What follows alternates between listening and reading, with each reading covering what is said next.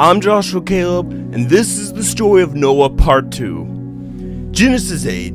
Then God remembered Noah, and every living thing, and all the animals that were with him in the ark. And God made a wind to pass over the earth, and the waters subsided. The fountains of the deep and the windows of heaven were also stopped, and the rain from the heaven was restrained, and the waters receded continually from the earth. At the end of 150 days the waters decreased. Then the ark rested in the 7th month, the 17th day of the month, on the mountains of Ararat. And the waters decreased continually until the 10th month. In the 10th month, on the 1st day of the month, the tops of the mountains were seen. So it came to pass at the end of 40 days, that Noah opened the window of the ark which he had made. Then he sent out a raven, which kept going to and fro until the waters had dried up from the earth. He also sent out from himself a dove, to see if the waters had receded from the face of the ground. But the dove found no resting place for the sole of her foot, and she returned into the ark to him, for the waters were on the face of the whole earth. So he put out his hand and took her, and drew her into the ark to himself. And he waited yet another 7 days, and again he sent the dove out from the ark. Then the dove came to him in the evening, and behold, a freshly plucked olive leaf was in her mouth. And Noah knew that the waters had receded from the earth. So he waited yet another 7 days, and sent out the dove, which did not return again to him any more. That means the dove found a landing place, a place where it could rest. It had found land. And it came to pass in the 601st year, in the 1st month, the 1st day of the month, that the waters were dried up from the earth. And Noah removed the covering of the ark, and looked, and indeed the surface of the ground was dry. And in the 2nd month, on the 27th day of the month, the earth was dry. Then God spoke to Noah, saying, Go out of the ark, you, and your wife, and your sons' wives with you.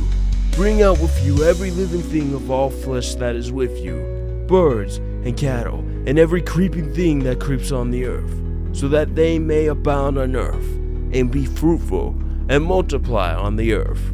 So Noah went out, and his sons, and his wife, and his sons' wives with him, every animal, every creeping thing, every bird, and whatever creeps on the earth according to their families, went out of the ark. Then Noah built an altar to the Lord, and took of every clean animal and of every clean bird, and offered burnt offerings on the altar. And the Lord smelled a soothing aroma.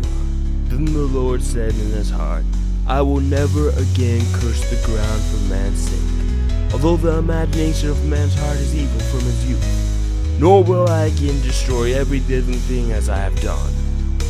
While the earth remains, seedtime and harvest, cold and heat, winter and summer, and day and night shall not cease. Genesis 9. So God blessed Noah and his sons, and said to them, Be fruitful and multiply, and fill the earth. And the fear of you and the dread of you shall be on every beast of the earth, on every bird of the air, on all that move on the earth, and on all the fish of the sea. They are given into your hand. Every moving thing that lives shall be food for you. I have given you all things, even as the green herbs. Then God spoke to Noah and to his sons with him, saying, And as for me, behold, I establish my covenant with you and with your descendants after you, and with every living creature that is with you, the birds, the cattle, and every beast of the earth with you, of all that go out of the ark, every beast of the earth. Thus I establish my covenant with you. Never again shall all the flesh be cut off by the waters of the flood. Never again shall there be a flood to destroy the earth. And God said, This is the sign of the covenant which I make between me and you, and every living creature that is with you, for perpetual generations. I set my rainbow in the cloud, and it shall be for the sign of the covenant between me and the earth. It shall be when I bring a cloud over the earth, that the rainbow shall be seen in the cloud. And I will remember my covenant which is between me and you, and every living creature of all flesh. The water shall never again become a flood to destroy all flesh. The rainbow shall be in the cloud, and I will look on it to remember the everlasting covenant between God and every living creature of all flesh that is on the earth.